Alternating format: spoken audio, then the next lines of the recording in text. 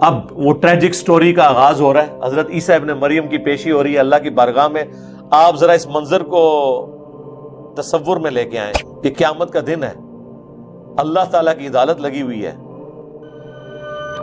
اور مجرم کی حیثیت سے نہیں، اللہ کے اولو العزم پیغمبر کی حیثیت سے عیسیٰ ابن مریم پیش ہو رہے ہیں، جنہوں نے اپنا کام بڑی ایمانداری سے کیا ہے. عیسیٰ ابن مریم کے ساتھ اللہ کی گفتگو کا سٹائل دیکھیں، اور پھر آپ ذرا تصور کریں کہ باپے تے شاہی کوئی نہیں، تسی میں تے شاہی کوئی نہیں.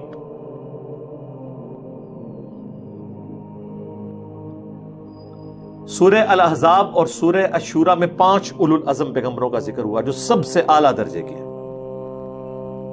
محمد رسول اللہ صلی اللہ علیہ وآلہ وسلم، ابراہیم خلیل اللہ، موسیٰ کلیم اللہ، نوح علیہ السلام، اور عیسیٰ روح اللہ. عیسیٰ روح اللہ. اللہ اکبر. وجیہا فی الدنیا والآخرہ ومن المقربین، سورہ آل عمران میں. دنیا اور آخرت میں اللہ کے حضور وجاہت والے. اللہ کے حضور کس کی وجاہت ہو سکتی ہے؟ اتنا مقام ہے حضرت عیسیٰ کا. ومن المقربین، یعنی آپ مقربین کو، یعنی ہمارے خاص قریبی لوگ، جسے اب دنیا میں کہا جاتا ہے نا میرا رائٹ ہینڈ، من المقربین. لیکن ان سے گفتگو کیا ہو رہی ہے؟ اذ قال اللہ، جب کہ اللہ فرمائے گا. ویسے لفظی ترجمہ ہے کہ اللہ نے فرمایا، لیکن چونکہ مستقبل ڈیفینٹ ہے جو اللہ فرما رہا ہے، اس لیے اللہ نے اسے ماضی کے صیغے میں کہ گویا یہ ہو چکا. یہ وہ کوئی فلمی سین نہیں ہے جو بعد میں ایڈٹ ہو جائے گا، یہ ریالٹی ہے ہونے والی. جب اللہ فرمائے گا یا عیسیٰ ابن مریم، اے عیسیٰ مریم کے بیٹے،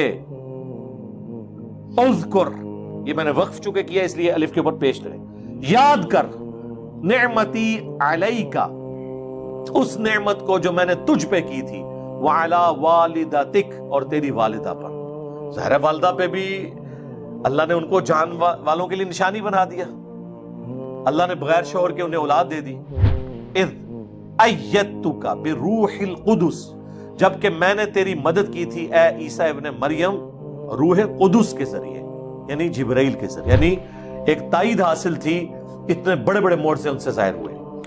تکلم الناس فی المہد وکہلا، جبکہ تو لوگوں سے کلام کرتا تھا مہد میں بھی، یعنی ماں کی گود میں بھی، شیرخارگی کی عمر میں بھی، اور بڑی عمر کو پہنچ کر بھی.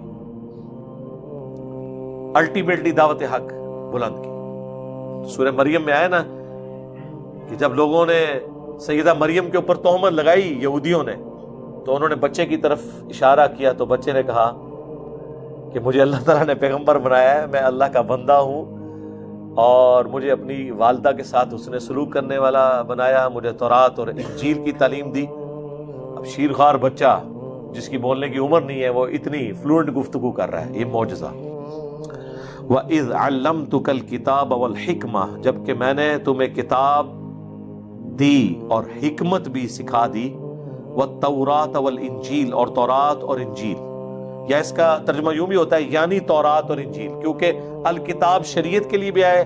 شریعت عیسوی وہی تھی جو شریعت موسوی تھی، کیونکہ بنی اسرائیل میں ہی مجدد پیغمبر بن کے آئے تھے حضرت عیسیٰ ابن مریم، نئی شریعت نہیں لے کے آئے تھے. لیکن چونکہ ان پہ کتاب نازل ہوئی، حکمت سے بھری ہوئی انجیل، اس لیے انہیں ہم رسول بھی کہتے ہیں. نبی بھی تھے، رسول بھی تھے. وَإِذْ تَخْلُقُ مِنَ الطِّينِ كَهَيَّةِ الطَّيْرِ بِإِذْنِي، یاد کر وہ وقت جب کہ تو تخلیق کرتا تھا پرندے کی صورت میرے اذن سے، یعنی مٹی کی مورت وہ بناتے تھے، اس میں بھونگ مارتے تھے تو اللہ کے اذن سے وہ پرندہ بن کے اڑ جاتی تھی. اب یہ بہت بڑا معجزہ ہے. حضرت عیسیٰ ابن مریم کے زمانے میں میڈیکل کی جو فیلڈ تھی اس زمانے میں جو تھی وہ اپنے عروج پہ تھی. ظاہر آج والے عروج پہ تو نہیں، لیکن اس زمانے کے اعتبار سے. تو اللہ تعالیٰ نے معجزہ بھی وہ دیا کہ جو چیلنجنگ ہو ان کے لیے. حضرت موسیٰ علیہ السلام کے زمانے میں کیا چیز عروج پہ تھی؟ جادو. اللہ نے معجزہ ایسا دیا، وہ جادوگروں کی ساری رسیاں جو سانپ نظر آ رہی تھی وہ کھا گئی، وہ اژدہا کھا گیا، ایک لاٹھی. نبی علیہ السلام کے زمانے میں عربیوں کو ماندہ اپنی زبان میں، وہ نان عربز کو کہتے تھے یہ گونگے ہیں، اجمی ہیں، اور اللہ نے قرآن ایسی کتاب نازل کی کہ ان کے شعراء نے بھی اپنے کلام پھاڑ دیے کہ انسان کا کلام نہیں۔ تو اللہ نے ہمارا ہے کہ عیسیٰ ابن مریم تم مٹی کی مورت میں پھونک مارتے تھے، بِإِذْنِی ہمارے اذن سے وہ پرندہ بن جاتی تھی، فَتَنفُخُ فِيهَا فَتَكُونُ طَيْرًا بِإِذْنِی، اور اس میں پھونک مارتے تھے تو وہ پرندہ بن جاتی تھی میرے اذن سے، وَتُبْرِئُ الْأَكْمَحَ وَالْأَبْرَصَ بِإِذْنِی، اور تم تندرست کر دیا کرتے تھے مادر زاد یعنی جو پیدائشی طور پہ اندھا ہے اور کوڑی والا ہے میرے اذن سے، یعنی اندھوں کو وہ ہاتھ پھیرتے تھے ان کی آنکھیں آ جاتی تھی۔ اب یہ کون سی میڈیکل سائنس کر سکتی ہے کام؟ نیور۔ اور یہ میرا کلیم ہے کہ جتنے انبیاء کے معجزات ہیں میڈیکلی ریپروڈیوس نہیں ہو سکتے، سائنٹیفکلی ریپروڈیوس نہیں ہو سکتے، ایگزیکٹلی وہ چیز کبھی نہیں ہو سکتی، وہ ہمیشہ فزیکل فینومینا آف نیچر کو توڑنے والے ہوں گے۔ اور کوڑی کے جو مریض تھے ان کو تم میرے اذن سے ٹھیک کر دیتے تھے، وَإِذْ تُخْرِجُ الْمَوْتَى بِإِذْنِی، اور جب تم مردوں کو زندہ کر دیتے تھے میرے اذن سے۔ اب میڈیکل سائنس کتنی بھی ترقی کر جائے، طب میں کوئی کتنے ہی آگے چلے جائے، مردہ تو نہیں زندہ کر سکتا نا۔ تو یہ آج بھی ویلڈ ہے، آج بھی یہ والا معجزہ کوئی نہیں کر کے دکھا سکتا۔ لیکن یہ مردہ زندہ ہو کے دوبارہ زندگی نہیں گزارتا تھا، صرف حضرت عیسیٰ علیہ السلام کے نبی ہونے کی گواہی دیتا تھا، پھر دوبارہ مر جاتا تھا، کیونکہ قرآن میں جنرل رول اللہ کا وہی ہے جو سورہ یاسین میں، سورہ واقعہ میں، کہ جو ایک بار دنیا سے چلا گیا وہ واپس نہیں آئے گا۔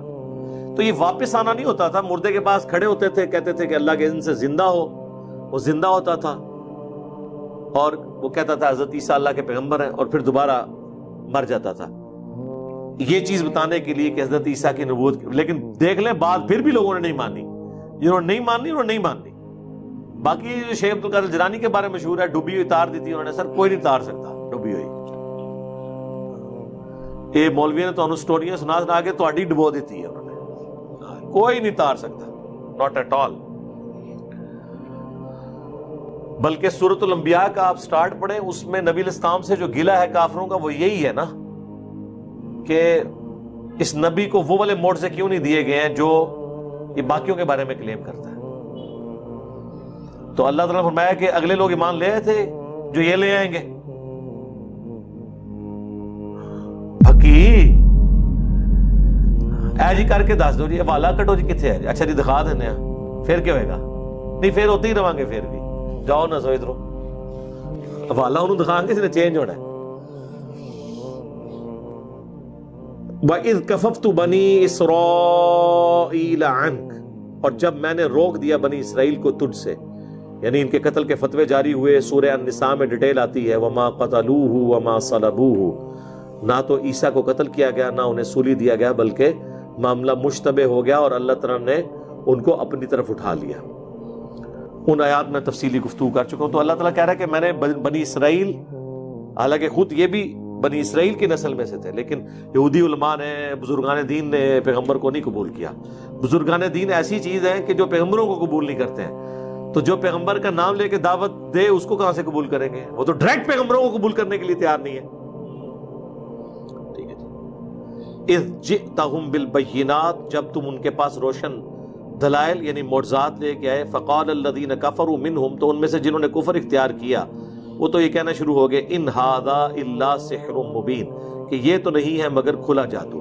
یہ آخری معنی یہی ہوتا تھا جب کوئی جواب نہ ہو، حتیٰ کہ ہمارے نبی الاسلام کے بارے میں سورۃ الحجر کے سٹارٹ میں آیا کہ اگر ہم کوئی آسمان سے ایسی کتاب نازل کر دیتے، سورۃ الانعام میں بھی، جس کو یہ اپنے ہاتھوں سے چھو بھی لیتے، تب بھی انہوں نے کہنا تھا کہ یہ ہم پہ جادو ہو گیا، یہ اوپر سے نہیں نازل ہوئی، یہ ادھر سے ہی ہوئی ہے کہیں سے۔ تو حال تو کوئی نہیں ہے، جب آپ نے بات نہیں ماننی تو نہیں ماننی۔